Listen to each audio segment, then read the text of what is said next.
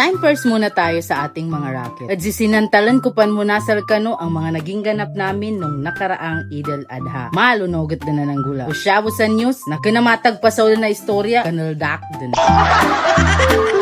Pero sabi nga nila, better late than later. Huh? Ano daw? Never pala. At the end of this video, you will realize na ang kwentong ito ay hindi lang tungkol sa aming pamilya, kundi tungkol sa bawat pamilya ng mga makakapanood. Kaya manood kayo, please lang, demanding.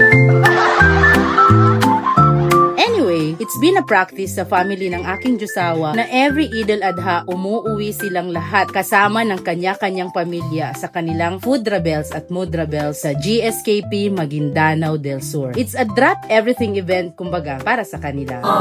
Although, lagi rin naman silang nagkakasama-sama sa ibang events, ini-ensure pa rin nila na kompleto silang 9 siblings with their respective families every Eid al-Adha.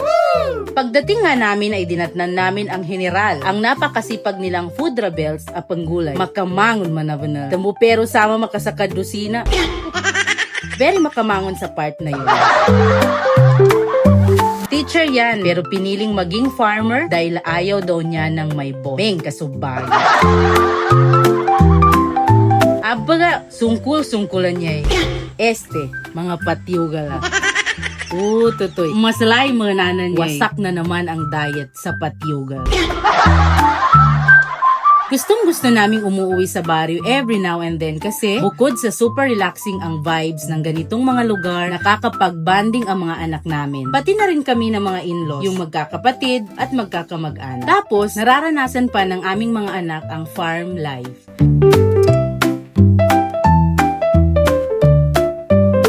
Dinner time! Nyabed talo na mimbulo-bulo.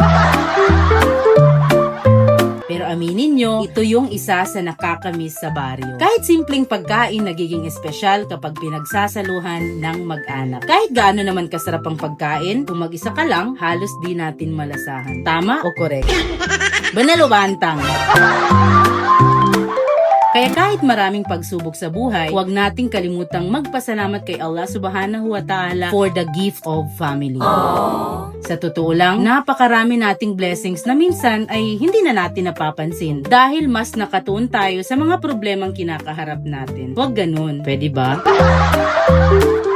Always remember that nothing new will happen to your life unless you will be grateful enough for what you have right now. O, diba? Napulot ko lang yun, nan, sa mga pamagaltana.